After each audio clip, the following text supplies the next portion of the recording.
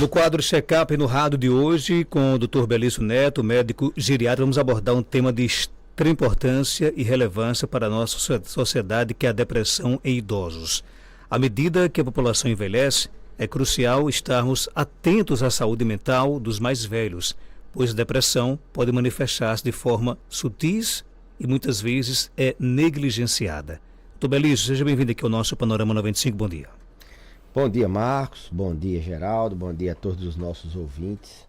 Satisfação imensa a todos os nossos internautas, satisfação imensa mais uma terça-feira estarmos aqui participando do check-up no rádio. Quais são os principais sinais e sintomas de depressão em idosos que familiares e cuidadores devem estar atentos? O idoso ele tem uma característica um pouco peculiar quando ele se manifesta com depressão.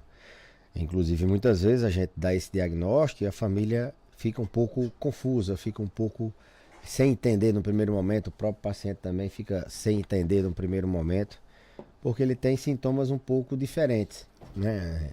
Os pacientes idosos, eles não manifestam aquela melancolia de chorar com facilidade, como muitas vezes o sintoma principal. Ele também chora, ele também tem melancolia, mas a depressão nos pacientes idosos ela tem uma característica de sintomas mais físicos, né?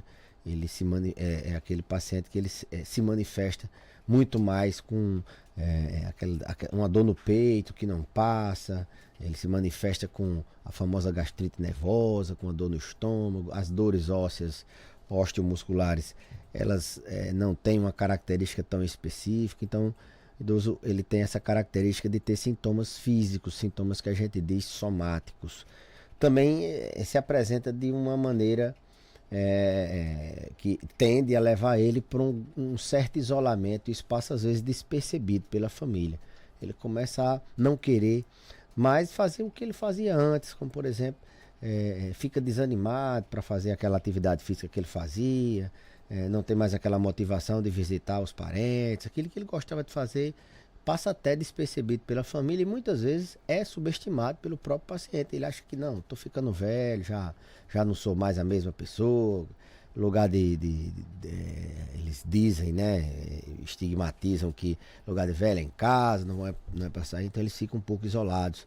Começam a ficar mais com mau humor, eles ficam irritados, começam a ter impaciência, responde irritabilidade verbal maior, às vezes até com gente que eles jamais poderiam ficar irritados, eles ficariam irritados, aliás, com um neto que ele ama, com um filho que sempre ele teve maior zelo, eles começam a ficar irritados, perde o ano, ficam desanimados, muitas vezes tem aquela tristeza que eles não conseguem dizer, não conseguem falar para as pessoas, porque ele tem aquela questão de não padecer, de ser aquela pessoa que é o exemplo, que é aquela pessoa que todo mundo se inspira, e ele não aceita ter esse tipo de sintoma.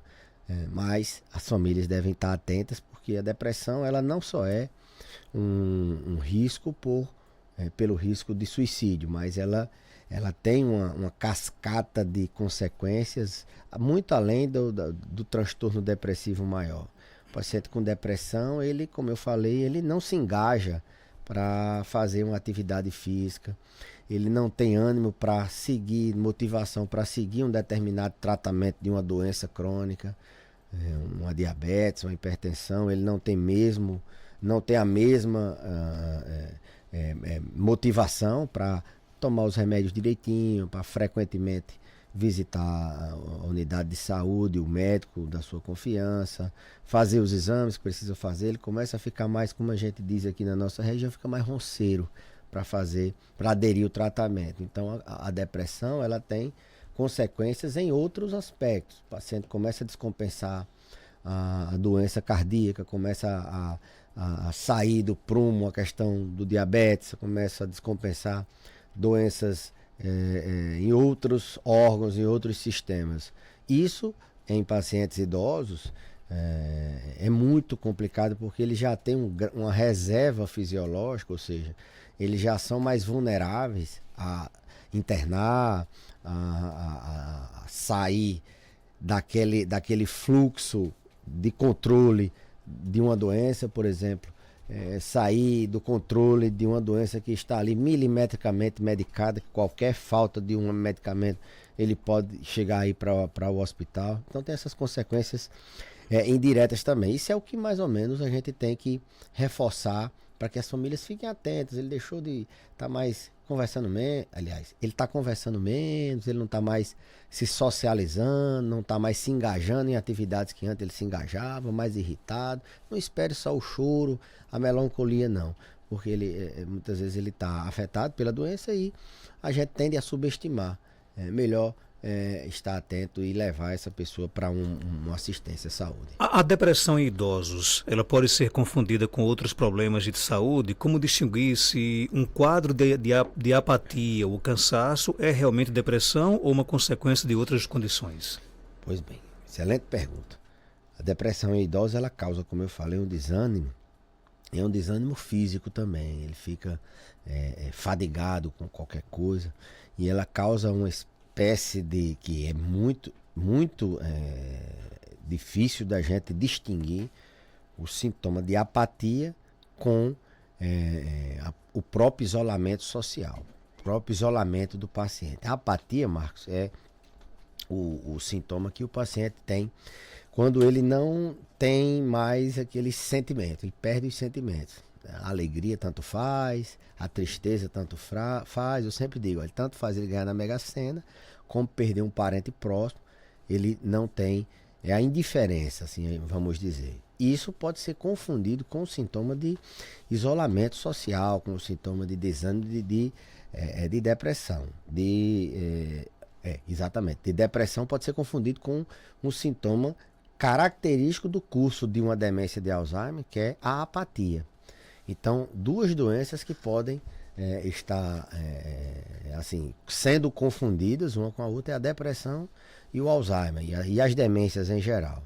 E isso, ultimamente, a gente já sabe que o paciente que nunca teve depressão, apresenta um quadro de depressão já na terceira idade, a gente tem que estar muito atento à demência. Depressão é fator de risco para a demência, mas ela também pode ser a abertura do quadro. A gente pode abrir o quadro de demência, um Alzheimer, por exemplo, com uma depressão dessas. O paciente fica meio desanimado, meio apático, trata a depressão, não melhora, e a gente pode a gente faz a abertura desse novo leque de hipóteses diagnósticas, dentre elas a demência, que a gente está muito acostumado aquela memória que a gente chama de memória episódica declarativa, aquela que a pessoa esquece exatamente o lugar, esquece exatamente quando foi aquele evento, principalmente aquela memória de curta duração. O paciente esquece o que aconteceu, aonde aconteceu e que tempo aconteceu um determinado evento. A memória, esse tipo de memória é a mais profundamente afetada na demência, mas pode-se apresentar de maneira, e hoje a gente já tem uma entidade chamada comprometimento comportamental leve, que é quando o paciente apresenta uma alteração de comportamento muito antes da gente ter, antes da gente ter o comprometimento da memória. Eu acho que até um dia a gente fez um programa sobre como, se é possível ter Alzheimer sem ter esquecimento. E é sim possível, como por exemplo, você me perguntou, no caso de o paciente abrir um quadro depressivo com a apatia, não ser aquele isolamento, a anedonia, o isolamento social, a falta de interesse. A apatia, ela é a indiferença. Isso pode ser uma das diferenças da depressão com a abertura de um quadro de demência como Alzheimer. Então, possa ser que essa depressão não seja um transtorno depressivo maior puro, seja uma depressão como pródromo, como fator, como manifestação inicial de uma demência. Agora, quais são os principais fatores de risco que contribuem para a depressão na terceira idade?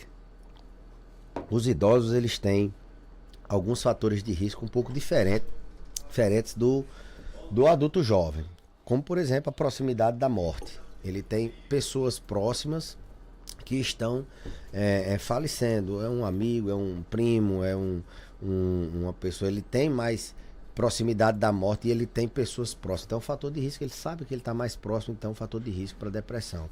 A própria perda de mobilidade, ele anda menos, ele tem menos condições de fazer o que ele gostava de fazer antes. Isso tende a fazer com que ele fique mais restrito e é um fator de risco para depressão. O déficit auditivo, ele tem ganhado uma relevante importância ultimamente como fator de risco para Alzheimer, mas ele é um fator de risco também para depressão. O paciente sem escutar bem, ele não se comunica bem, ele perde a paciência de conversar, as pessoas também perdem a paciência de interagir com ele, que tem que estar toda hora falando alto, ele não entende, não escuta, então ele tende a se isolar, ele tende a entrar em depressão e geralmente são quadros depressivos graves.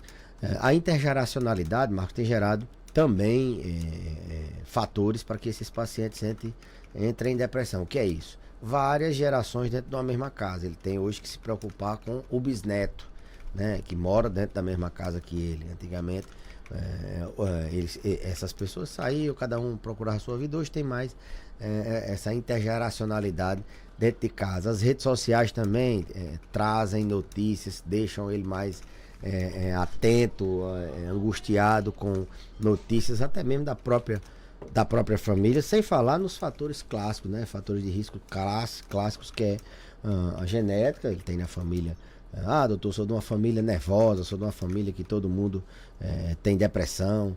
Doenças podem ser fatores de risco para depressão, como por exemplo a própria doença de Alzheimer é um fator de risco, a demência, a doença de Parkinson é um fator de risco, algumas doenças cardiovasculares também são fatores de risco para ter depressão. Dor crônica é um fator de risco para depressão. As pessoas que sofrem com dor na terceira idade, elas têm mais depressão. Então, controlar esses fatores de risco é diminuir o risco de você ter depressão. Ou de você que tenha depressão, controlar esses fatores, você tem menos risco dessa depressão se agravar, se cronificar, dessa depressão ficar mais difícil controle. Sedentarismo também, alterações no sono também são fatores de risco. Então, quer evitar depressão, quer prevenir, fazer atividade física, dormir bem, controlar suas doenças crônicas, como eu falei, algumas doenças são fatores de risco para depressão. Alimentação saudável também previne depressão. Ver se a audição está boa, tratar essa questão auditiva, ver se tem algum medicamento que possa estar fazendo com que você tenha um humor mais irritadiço, um humor mais depressivo, fazendo com que você tenha depressão. Controlar esses fatores de risco é você fazer uma prevenção de depressão. Consequentemente, evitando depressão, você evita o Alzheimer, você evita com que as pessoas abandonem tratamentos de doenças crônicas e assim por diante.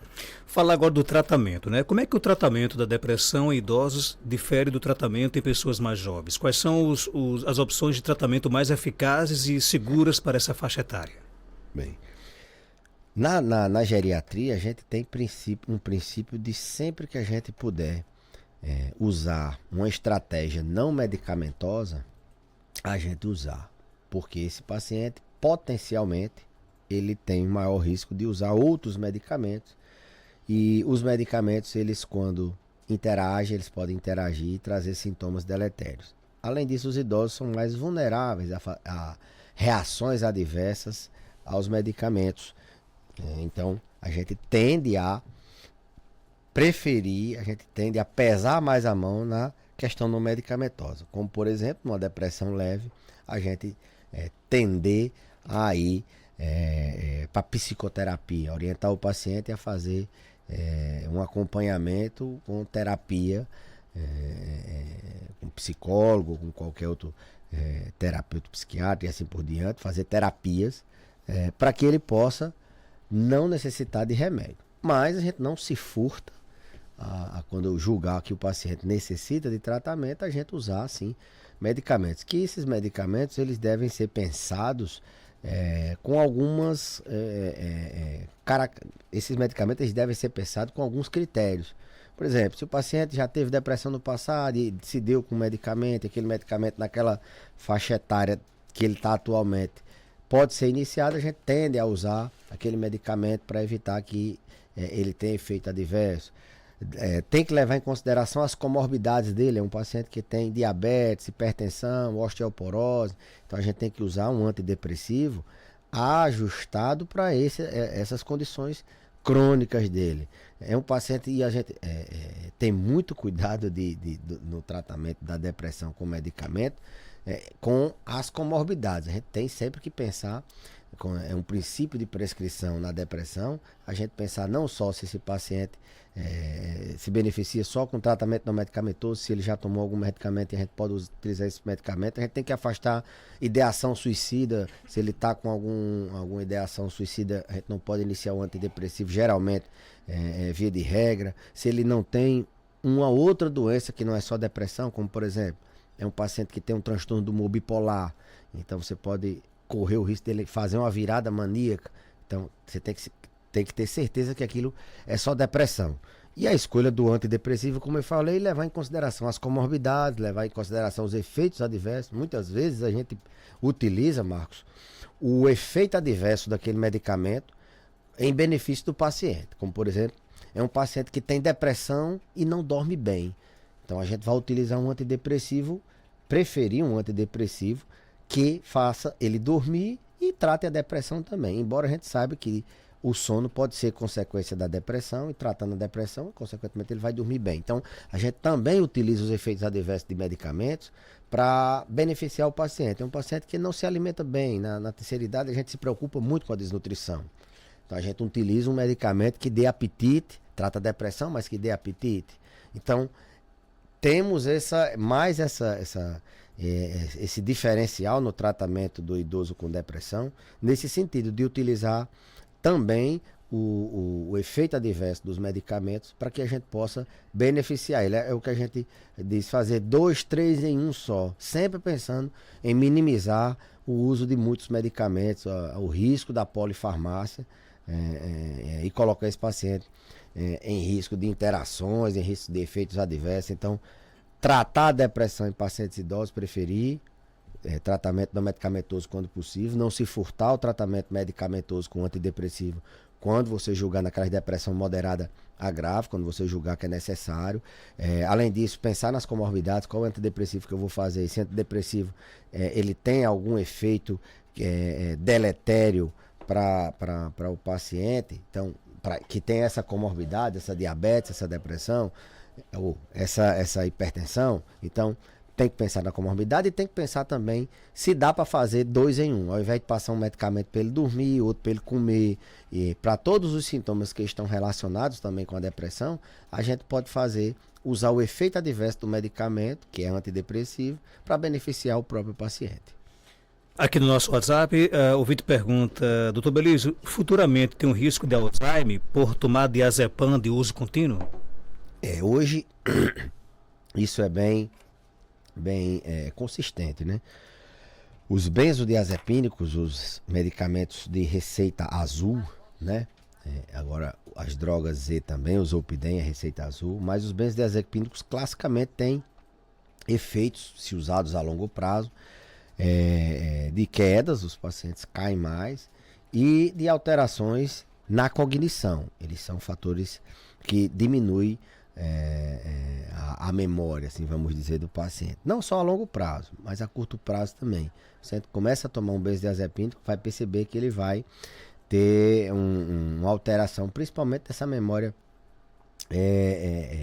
nessa memória anterógrada, nessa memória de curta. Ele vai faltar aquela palavra que ele ia dizer no meio de um discurso, no meio de uma fala, ele não sabe o que vai terminar de dizer. Então, é clássico esse efeito adverso de que o benzodiazepínico ele altera a memória. A longo prazo, a literatura ela assim, ainda não colocou o uso de benzodiazepínico como fator de risco para Alzheimer, mas a gente sabe que tem outros efeitos adversos muito graves para o idoso. Ele cai mais, tem a questão da dependência e ele esquece mais quando está tomando o diazepam. Isso eu estou dizendo que a gente tem que estar atento a isso quando vai prescrever, mas não se suspende benzodiazepínico, principalmente quando você está ouvindo uma orientação no rádio. Não é para parar o remédio. Esses medicamentos eles precisam de um desmame. Esse desmame tem que ser supervisionado por um médico, tem que ser calculado como é que vai ser. Então, tudo bem, ele vai fazer mal a longo prazo, eu vou ter que voltar ao médico para ver com o médico se realmente é necessário, porque às vezes a gente também nem sempre a gente só faz o que é ideal. Às vezes o paciente não tem como sair desse medicamento, então a gente entende, não consegue desmamar, mas via de regra, na prática, a gente quase não prescreve esse tipo de medicamento e tenta sempre tirar quando possível, mas reforço dizer, não é para suspender o medicamento. Não, o doutor Belísio não está dizendo que é para suspender, não. É para, quando for ao seu médico, relatar: doutor, estou tomando esse medicamento. O doutor Belísio disse no rádio que esse medicamento podia dar Alzheimer, podia dar esquecimento, podia dar queda quando eu ficasse idoso ou quando eu já sou idoso. E eu queria ver se dava para a gente tentar tirar. Tem mais perguntas no nosso WhatsApp. Bom dia. É esse aqui, o de ansiedade que eu tomo. Só que toda a vida que eu tomo. Mas bom dia. Mas eu gostaria de saber aí desse médico, que eu tomo um remédio para ansiedade. Aí já faz mais de 6 meses que eu tomo um remédio de ansiedade. Eu tenho um problema de ansiedade, crise de ansiedade. Aí toda vez que eu tomo ele me dá a queima. Eu fico com queima grande. Eu gostaria de saber desse médico se é normal, porque eu já falei para o médico aqui da minha comunidade. Eu já disse a ele, mas aí ele disse que eu tentasse tomar, que o médico passou o de pressão e o de ansiedade. Daí é para tomar os dois de 8, uma hora só, sabe? Eu gostaria de saber, toda vez que eu tomo, me dá queima. Eu gostaria de saber dele se é normal ou se eu tenho que mudar. Que eu já falei para o médico, mas ele não mudou, não. Tem que mudar, doutor Belísio? Olha, na geriatria, hoje eu estou falando bastante de princípios geriátricos, mas pacientes idosos que têm um sintoma novo, depois de um medicamento novo, a gente tende a acreditar que aquele sintoma é daquele medicamento até que se prove o contrário, em pacientes idosos. Ou seja, começou um remédio, apareceu esse queima no estômago, provavelmente é desse medicamento. Esse medicamento é a fluoxetina que ela falou. Não é um medicamento tão adequado para tratar depressão em idosos. Não, a gente tem outros medicamentos melhores, mas também não está contraindicado, não. Às vezes é o que tem na unidade básica, às vezes é o que tem, e ele, há bem pouco tempo atrás, quando lançaram o Prozac, foi a fluoxetina, a pílula da felicidade, ele era o melhor medicamento há bem pouco tempo atrás. Então, é um medicamento bastante estudado, não é dos mais adequados para pacientes idosos, mas ele tem uma característica realmente de, se o paciente toma alguns outros medicamentos que irritam o estômago, porque ele inibe a recaptação da serotonina, consequentemente ele aumenta a acidez no estômago. Então, se ele toma AS, a gente tem que ponderar o uso desse medicamento, que pode colocar o paciente num risco de sangramento do estômago, pode precipitar uma úlcera, pode piorar uma gastrite. Se toma algum outro medicamento que atua nessa produção do ácido no estômago, quando você vai fazer um medicamento dessa classe, você tem que pensar muito. E lembrar que qualquer medicamento que foi iniciado e um paciente apresentou um sintoma novo, idosos, eles são muito vulneráveis a reações adversas, a gente tem que pensar sempre que foi do medicamento. O que também acontece, Marcos, às vezes, é que dependendo da indústria, do laboratório que fabricou aquele medicamento, ele é um medicamento de maior ou menor qualidade, né? Então, o que envolve o medicamento, a farmacotécnica, assim vamos dizer, não é só o princípio ativo. Tem o solvente, tem de que é composto aquele medicamento. Então, variando o laboratório, esse solvente ele pode ser de menos qualidade e ele ser de alguma matéria, de algum produto que irrite o estômago, né? Então, a gente tem que também pensar nisso, que dependendo da qualidade do medicamento, às vezes, não, esse medicamento, um é R$100, outro é 10, mas a qualidade com que aquele medicamento foi fabricado foi para ser absorvido só no duodeno, foi para não ter, quando ele descer no estômago, ele não dá azia. Então tem isso também, a qualidade da fabricação do medicamento. Doutor Belísio, obrigado por sua participação. Algo mais a acrescentar? Pode ficar à vontade.